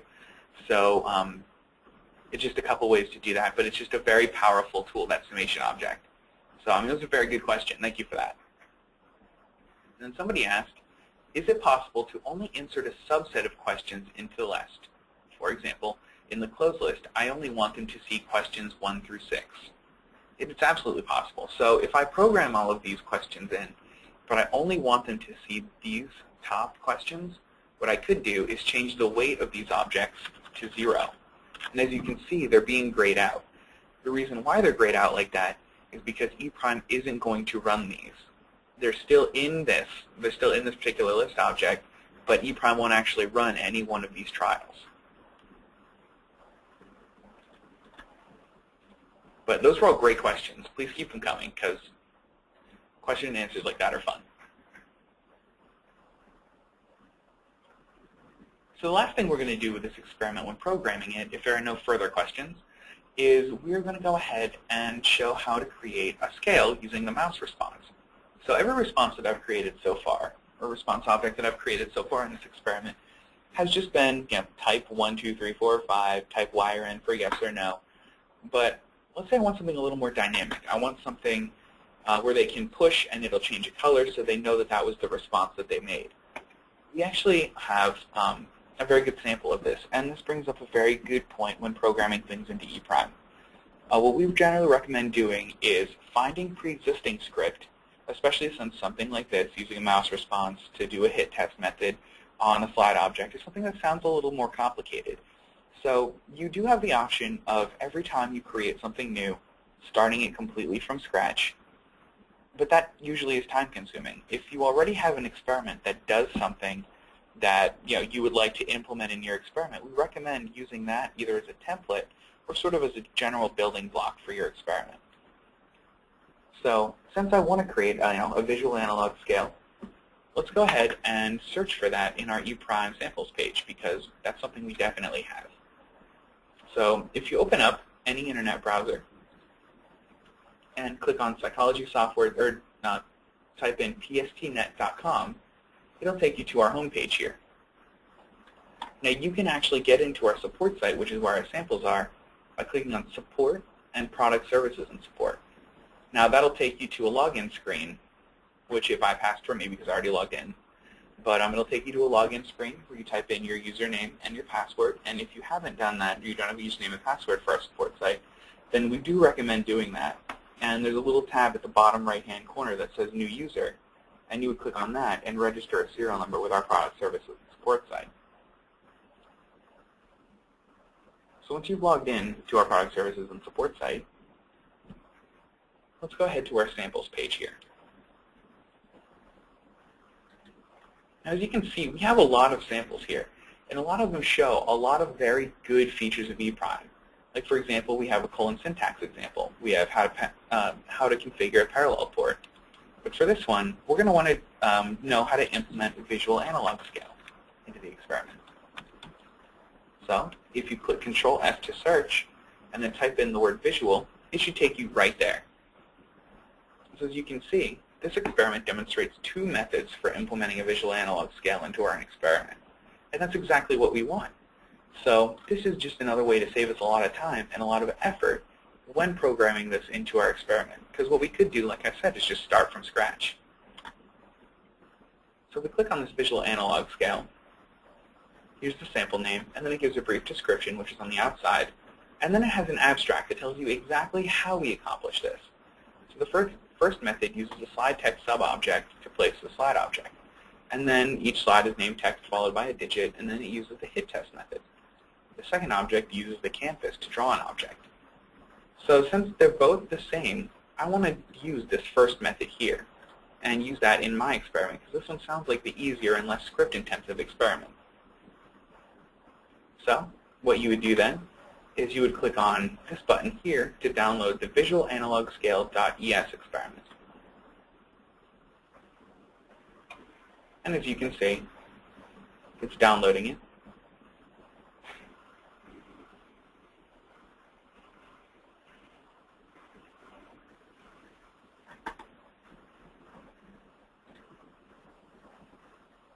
And what it's going to do is it's going to, in my computer, because I have 1.x installed, it's going to automatically open it in EEPROM 1.x. But that's not what I want to do for now, because what I want to do is I want to show you guys how you can take things from one experiment and drag and drop them into another experiment. So I'll go ahead and open this experiment because I have it saved earlier as visual analog scale.es2. If you guys are following along with me, what you would do is you would save that ES file to a central location. So let's say your desktop, for example,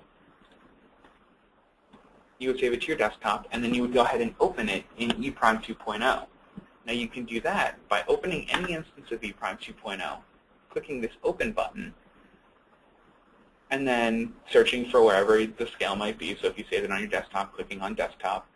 But then you'd have to pay attention to this Files of Type property here.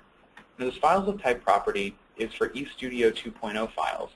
If you were to change this to 1.x files, it would find that file for you. You could also change it to all files as well.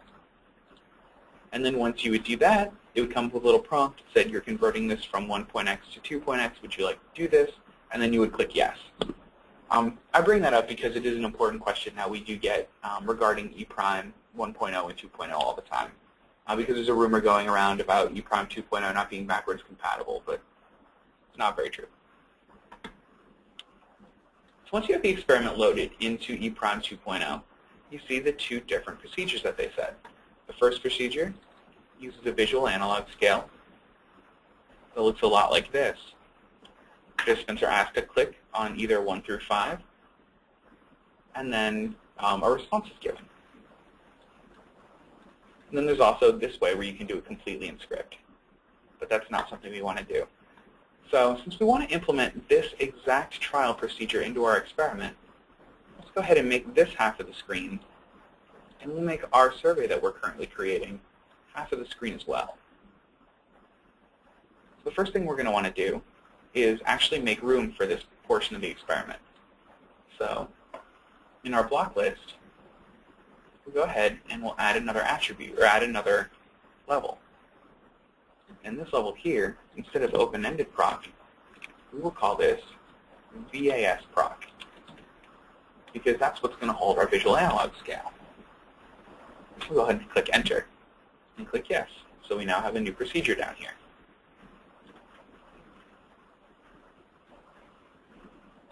So now, if we have these two experiments side by side, and we want this exact thing in it, this exact structure, if we want this exact structure, we would go ahead and click on this button here so we can open this trial list, or this procedure.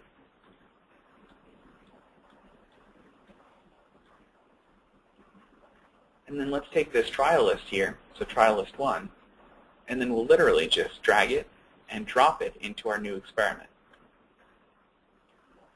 So just to clarify something that I said a little earlier, I said that experiments that were created in ePrime 1.0 can be opened in ePrime 2.0, and that's absolutely correct. But I didn't mention that ePrime can't go really the other way. So if you have an experiment that was created in ePrime 2.0, you can't open it using 1.0 because ePrime 2.0 has a lot of features that aren't included in 1.0. Just want to make that clear, just so there isn't any confusion about that, just sort of as a little side note. And somebody asked, is there any way to drag and drop with ePrime 1.x? And the answer to that is no. This drag and drop feature and copy and paste feature from one experiment to another is exclusive to ePrime 2.0. And one of the main reasons for that is because ePrime 1.0 can't have multiple instances of it open at the same time. The reason why we're able to have 2 instances of eStudio open at the same time is because this is ePrime 2.0.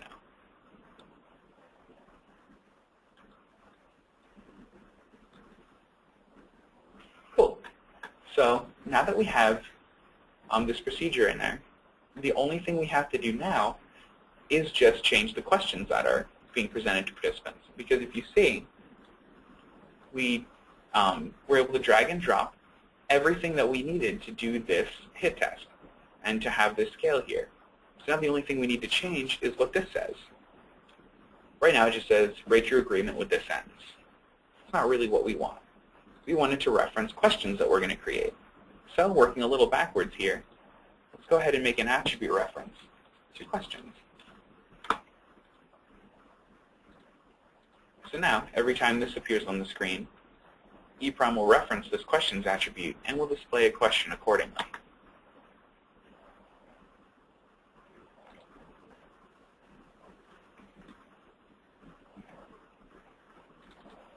So let's go ahead and let's click on this trial procedure, or this trial list 1 object.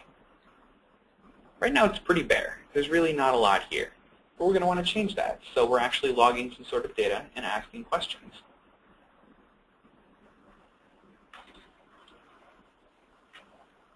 So let's go ahead and create a new attribute, and we'll call this one questions.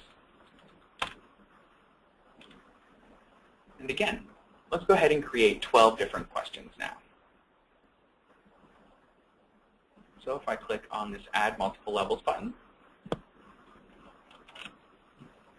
we'll add one more. So you can either add using this, or you can add using this button here too. And if you go ahead and accidentally create too many, you can highlight them there, click Remove Levels, and then click Yes. So I'm going to make sure that the weight category is completely filled out because that's necessary. And I'll make sure the procedure attribute is all the way filled out as well.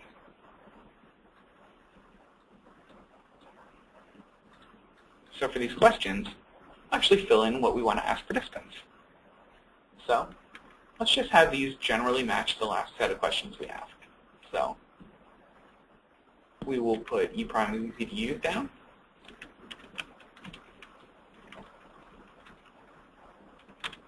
The next one down will be survey research is interesting to me.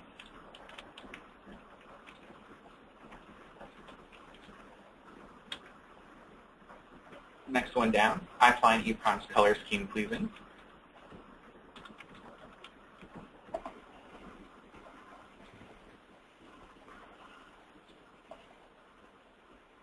Then we'll put psychological principles are easy for me to understand.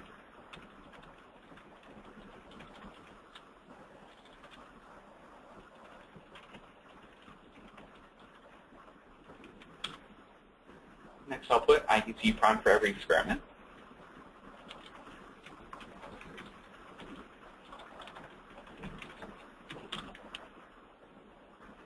I'll put psychology is fun for me.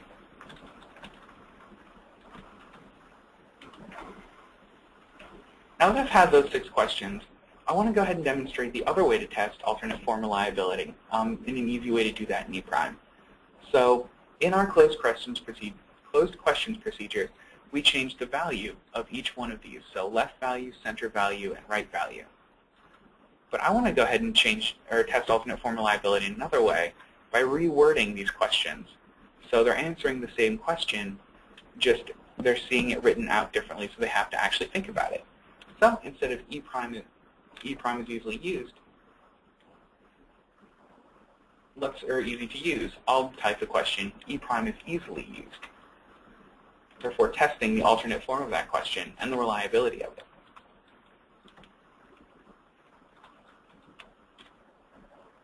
The next one I'll type is, I find survey research interesting.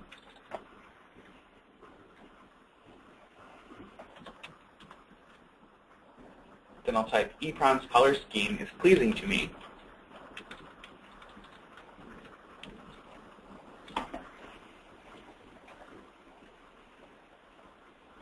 Then type I easily understand psychological principles.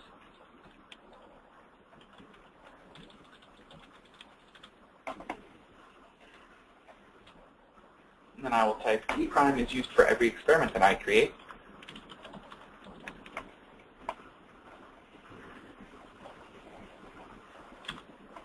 And then I'll type, I find psychology fun. And those are all the questions that we're going to show participants for this particular set of trials. Now, similar to the last list object that we created, we have a subscale topic. Now, we're going to want to put that one in here as well, so we can keep track of the subscale for each of the questions. So instead of typing E' general psychology and dragging and dropping like we did last time, what we can do is click once, so this highlights this entire column, and then you click Control-C. Now once in this trial list, click on Add Attribute, and we'll change the name of this attribute to Subscale Type, and hit Enter.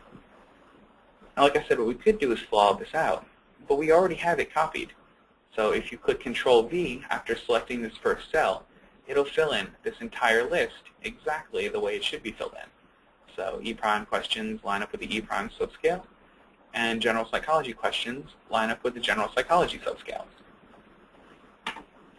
It's just another quick and easy way to fill in a list object.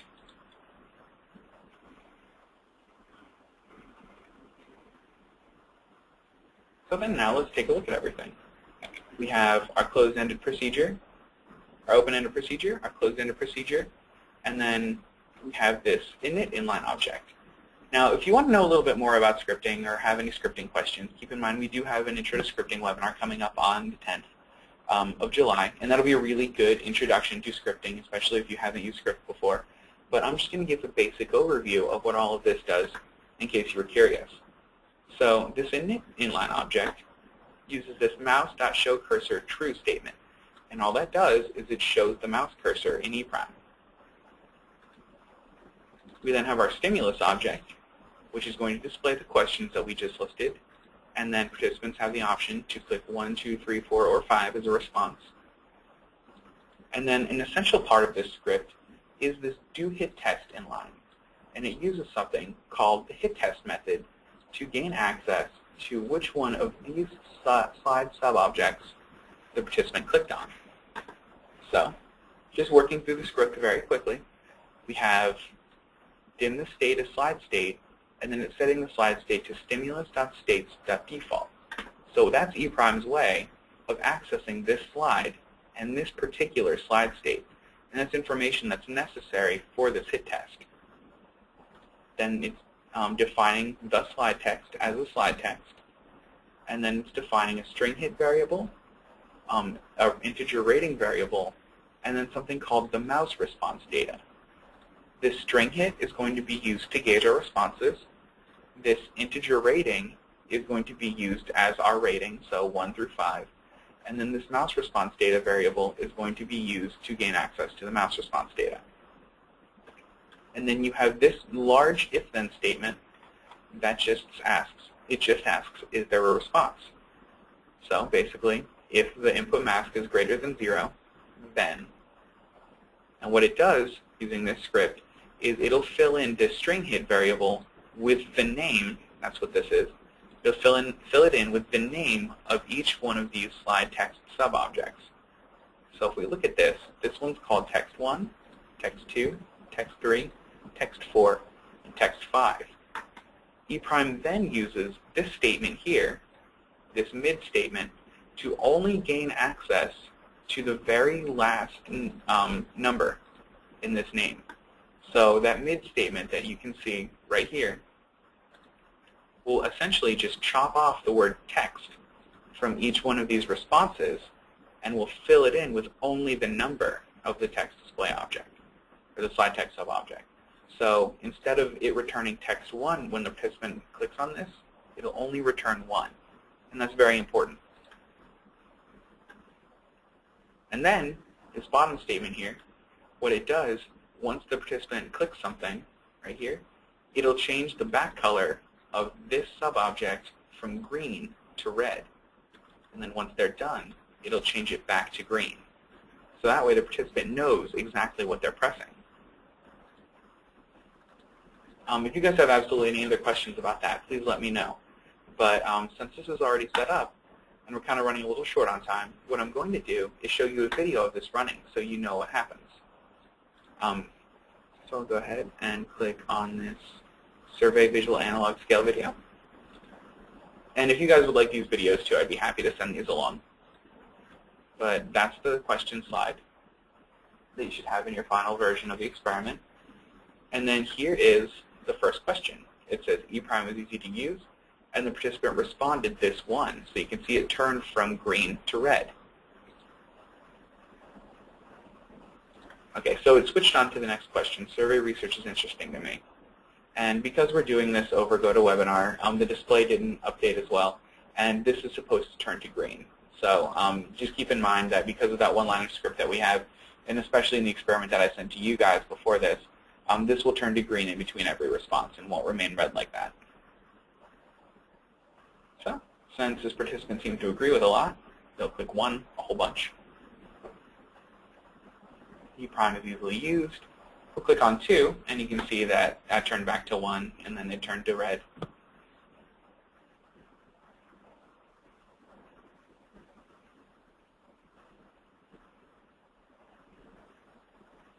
And now it's just running through the alternate form questions.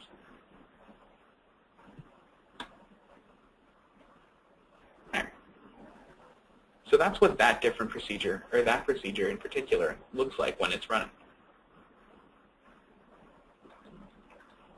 So the last thing I'm going to go ahead and add quickly is to this experiment is a goodbye slide. Now, since we have our whole experiment here, we'll double-click on this session prop. You can see we have welcome.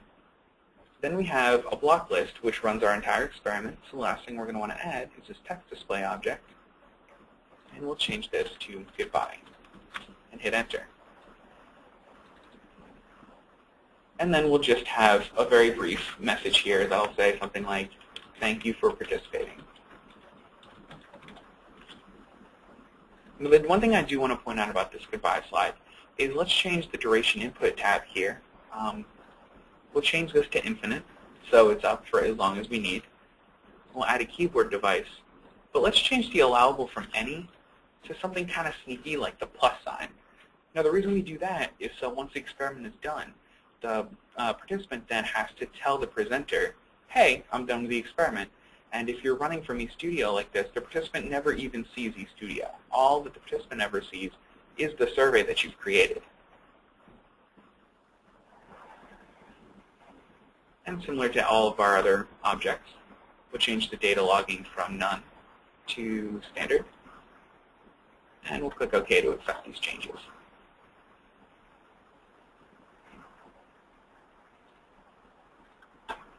So that is how we build the sample experiment that I sent to you guys.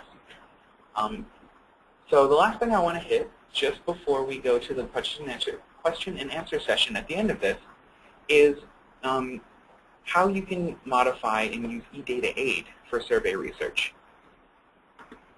So I'm going to go ahead and access an eDat file, and this eDat file is just a basic file from the run. As you can see here, we have what procedure is running. Here's our survey topic attribute that we created, filled in with the word that they created. So if you have an open response and you have a display echo and you have them typing in as much as they want, here's what that ends up looking like in your data file. So that's important to keep track of. So one of the important things about eDataAid is if you have an independent rater or somebody coming in to start rating any of the responses that they have. A big concern in that would possibly be confidentiality.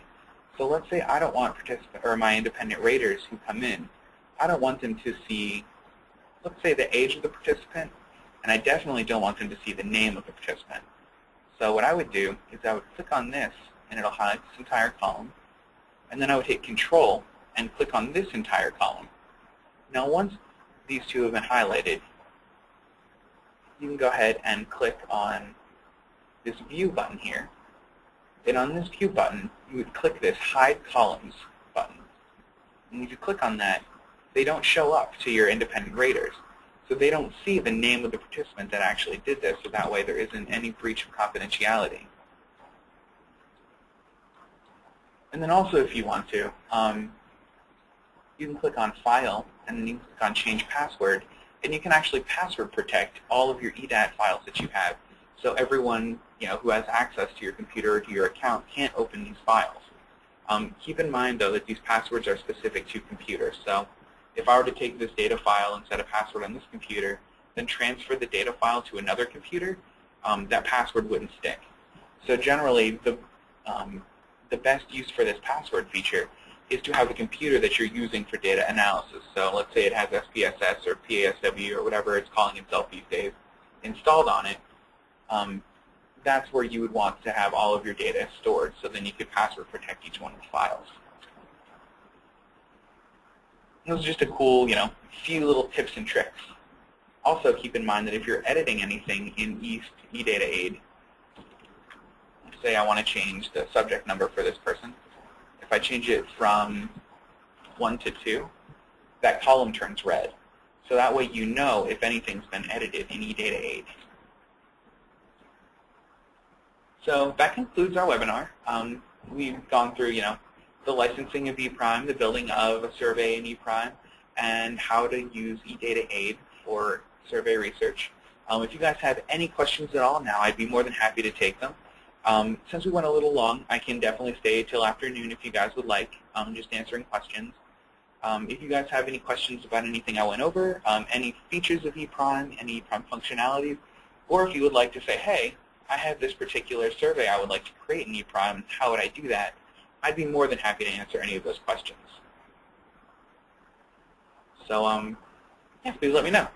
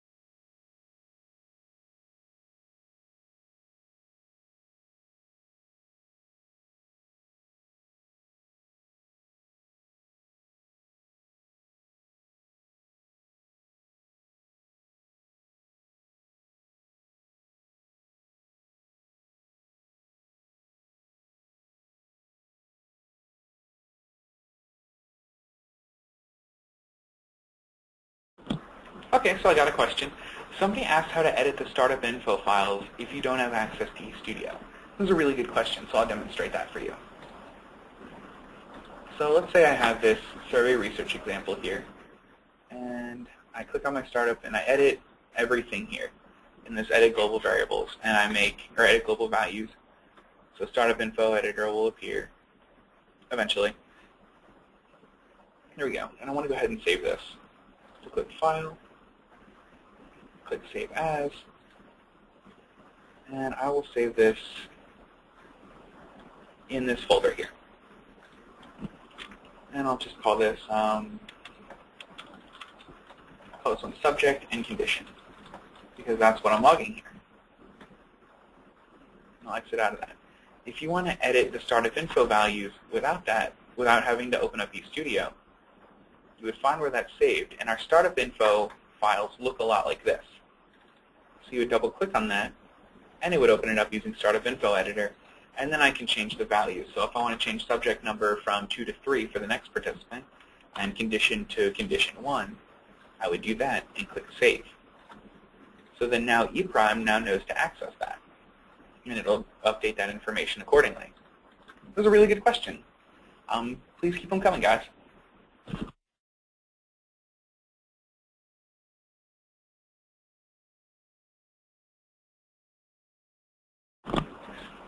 All right, we got another question in. Somebody asked if Startup Info Editor was professional only, and that is true. Startup Info Editor program that I showed you guys is a professional only feature of ePrime.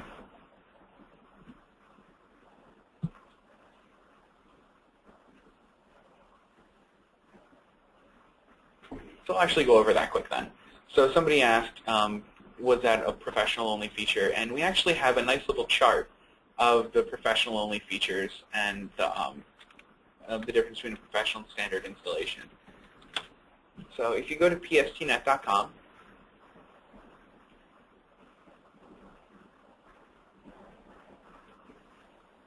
go to Products, Software, ePrime.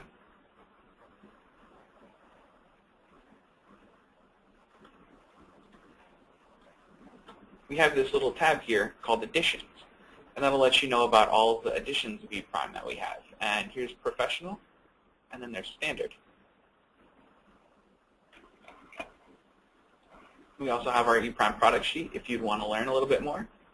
But if you click on this Features tab up here, we have all of the different features of ePrime, and then what's included in a professional installation. So everything that's checked on the left, and then what's included in the standard installation. So for example, multiple monitor displays is a professional-only feature. Let's see, the property tooltips and the structure view is a professional-only feature. So this is just a really good way to determine whether or not the feature that I'm talking about or that you've seen or that you would like is a professional installation or a standard installation. Cool. So we are getting another question. Somebody asked, is there a way to create a run-only version of ePrime survey so that it can be sent as an attachment or an email, and then the participant can email back the results, or does the survey have to be taken on-site on a computer with ePrime installed on it? That's a really good question. So when you create an ePrime experiment, as I was talking about a little earlier, you create two files. You have the ES file of the experiment, so this survey research example, and then when you click on this generate button, it'll generate the experiment. And as you can see, it'll make this file here. And that file is the erun file or the EBS2 file. And that file can only be opened using erun. Now what you could do is you could send this particular file to somebody who has a subject station version or subject station installation of ePrime installed on their computer, because this particular file will not just run on its own without ePrime, without erun installed on the computer. So if whoever you're sending this experiment to has erun installed, you can send them this file, they can run it, and then they can send you the data file back. This is a very good question. Keep them up, guys. That also applies to the runtime license as well. So if you have runtime license installed on your computer, that would work in the same way as the subject station installation.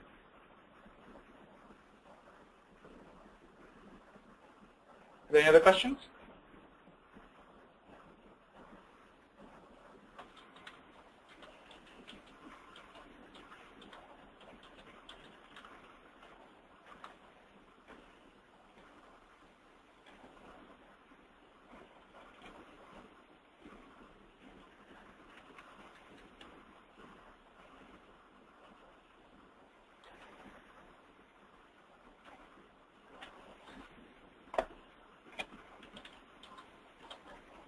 All right, we have another question coming in.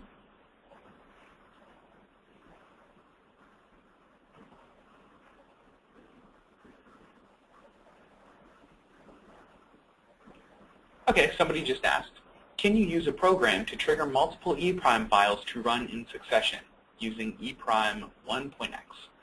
So the answer to that is I have seen a couple of instances where users use something such as AutoIt or something like that to run multiple ES2 or EBS2 files in succession. I don't actually recommend that though, because that there's in that case there's something that could go wrong. There's that third-party application that's interfering with ePrime, and there could be something wrong. But I have heard instances where users have done that. And if you have questions like that, where you would like to ask a user how they've done that, or how to do that, we do have a really cool place for you guys to go. And that place would be if you were to go onto pstnet.com, click on support, you can actually go to this additional resources, and that's a really good question to ask either on the user forum or on the ePrime Google group, because these people have, they've worked with ePrime for a very long time too, and they've done a lot of things that, they have a really, a good foundation and would be able to tell you exactly how to do something like that. So if they had success with AutoIt or they had success with another type of program doing this, they would be able to better make recommendations. So like I was telling you guys earlier, along with these additional resources, we have our Google group, and we also have these how-to videos, and this links to our YouTube account. So these how-to videos we have are really, really useful. So some of them are like, we have an ePrime installation video. We have one that demonstrates the task events feature, one that demonstrates ePrime extensions for Toby, ePrime extensions for fMRI, and these are just really useful how-to videos. So clicking on one of these will open up the video in YouTube. And as you can see, this one has 165 views. But yeah, this is our really useful how-to videos.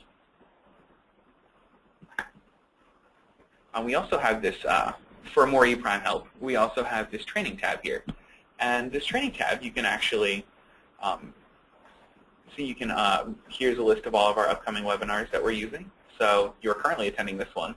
Then there's our Introduction to Scripting and our ePrime Advanced Scripting. You can also actually contact us if you would like us to come to your institution and train you. Like so on site, so you would hire one of our technical consultants. We would come and we would work through basic, intermediate, and advanced properties and features and everything about ePrime, and we would also help you with any individual experiments you might be creating on site. And then also keep in mind that if you ever have any questions about anything in ePrime, there's always our product services and support site. And what you would do is just create a support request by clicking on this support tab on the far left, and then just creating a support request. So, if you're having a problem with a particular experiment, just say, hey, I'm having problems with this experiment, and then list your problems, and then it's also helpful if you attach your experiment. But we get back to you then in 2 business days.